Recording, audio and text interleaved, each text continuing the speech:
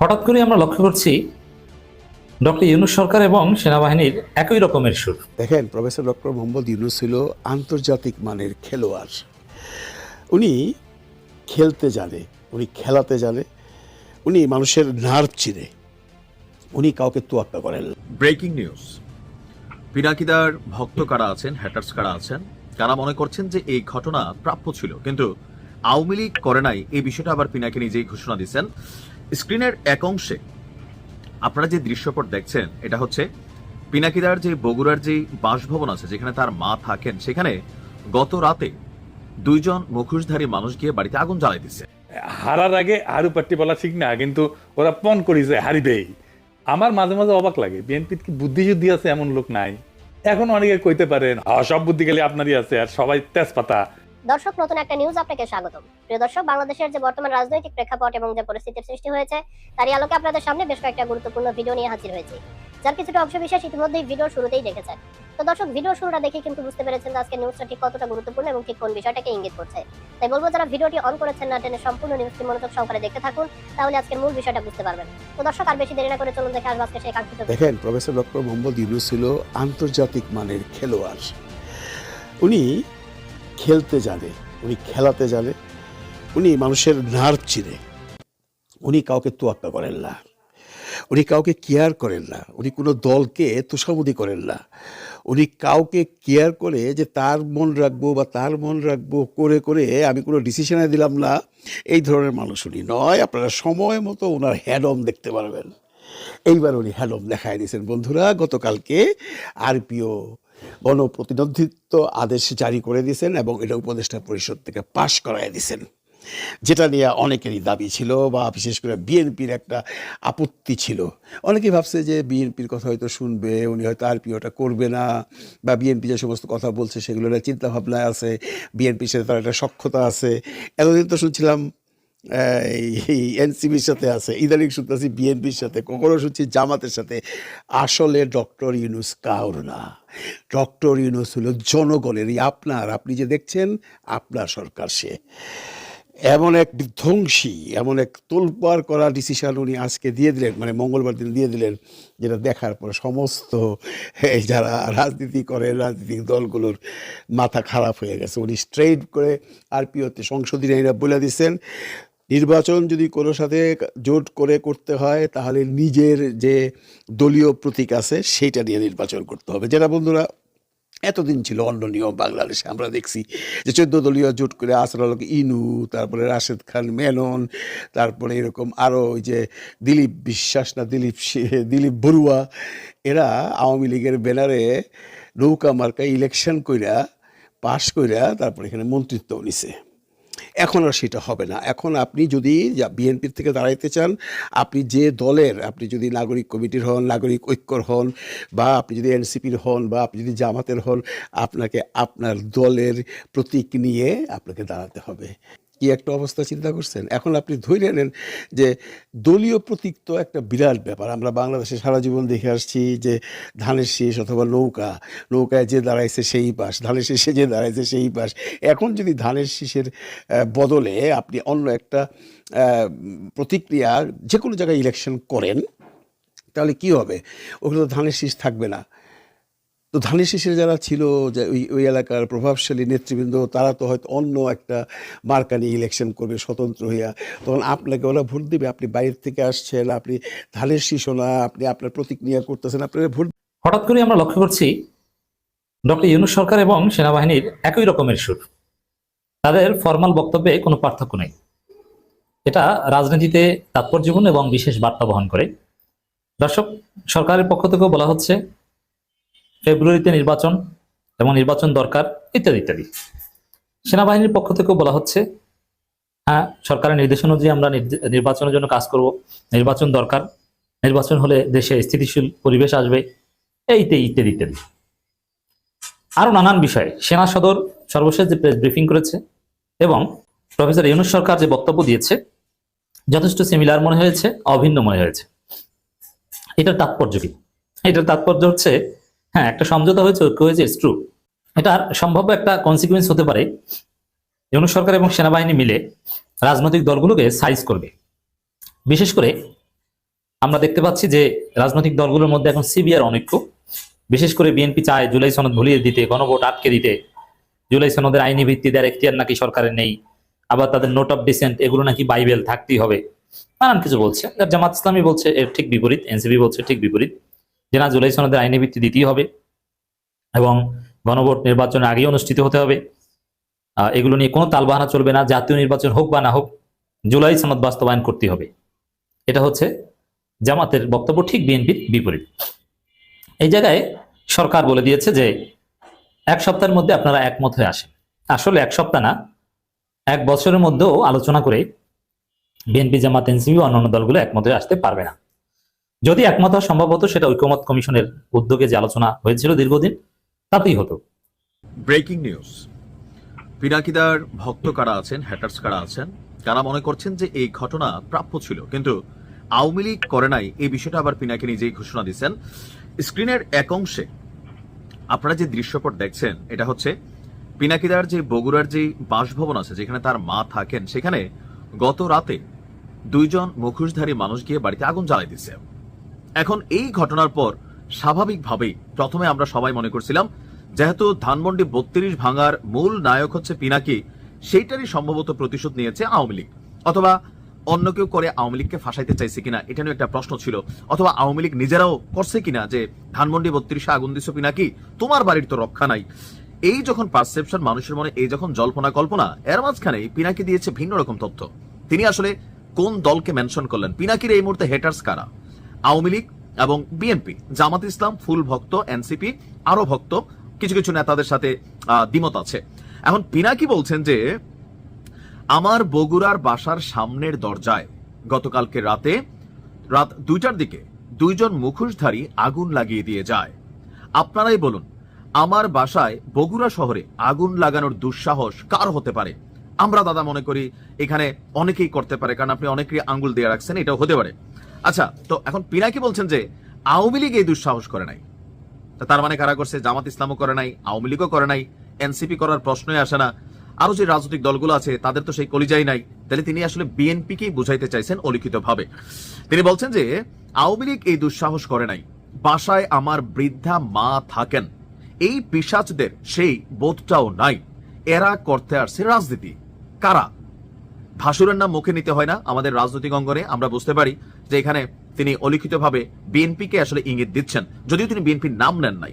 তারপর তিনি বলছেন, আমি বগুড়াবাসীর কাছে আমার পরিবারের নিরাপত্তা কামনা করছি, আর এই দুর্বৃত্তদের বগুড়ার মাটি থেকে উৎখাত করার আহ্বান জানাচ্ছি।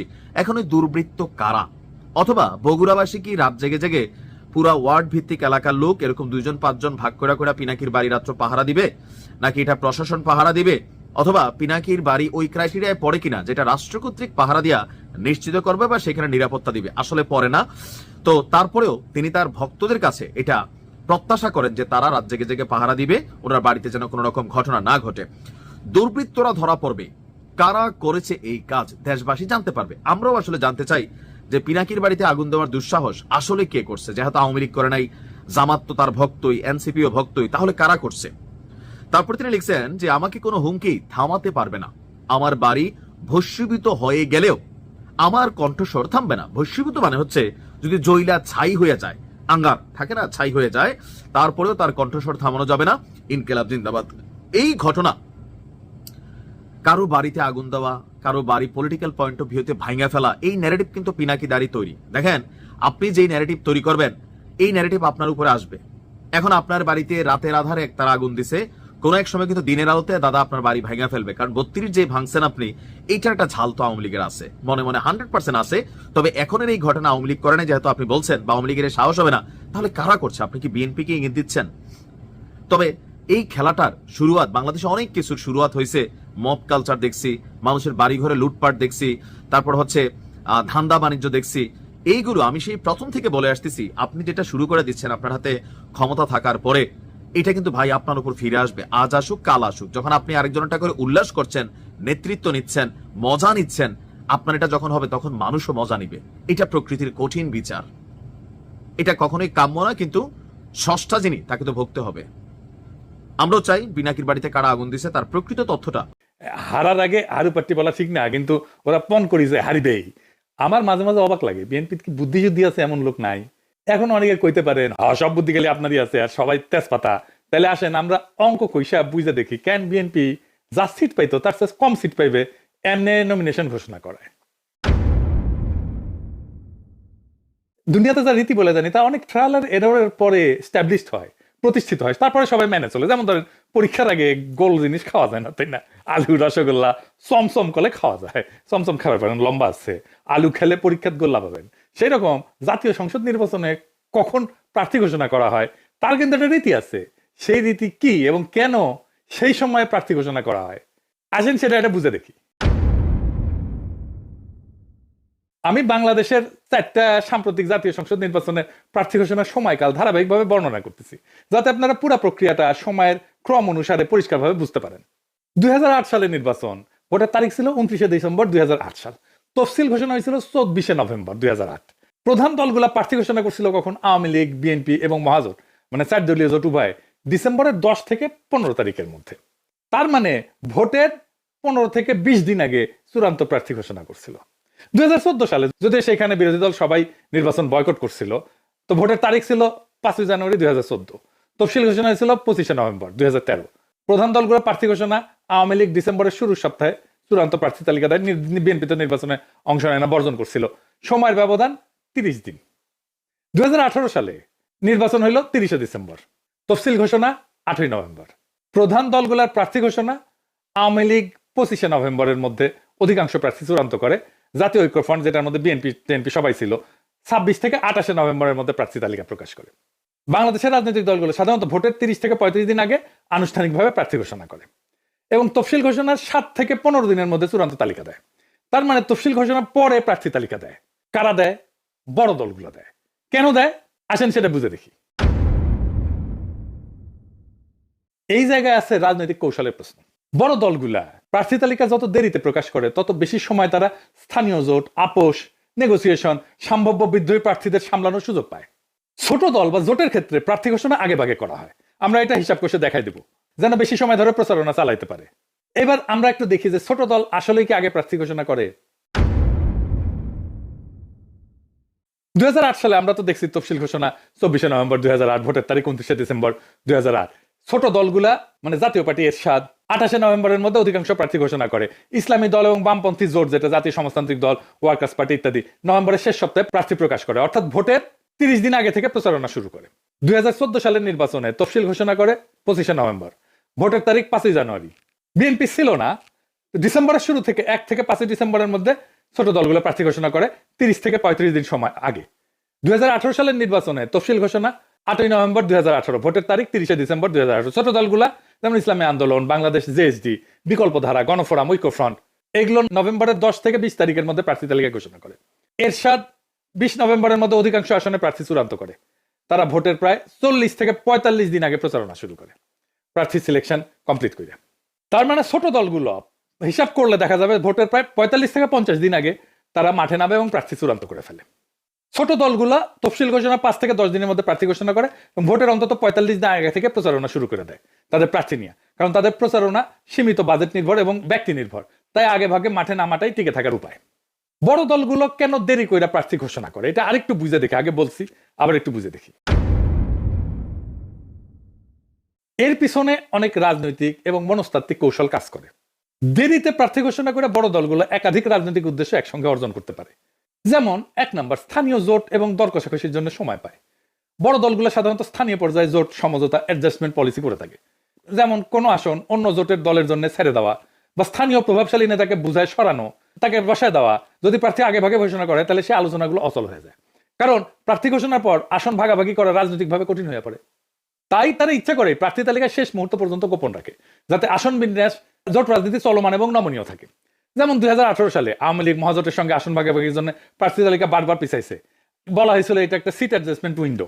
2 নম্বর, সম্ভাব্য বিদ্রোহী প্রার্থীদের নিয়ন্ত্রণ। প্রত্যেকটা বড় দলের মধ্যে একাধিক মনোনয়ন প্রত্যাশী থাকে, যারা মনোনয়ন পায় না তারা বিদ্রোহী প্রার্থী বা স্বতন্ত্র প্রার্থী হিসেবে দাঁড়ায় যায়।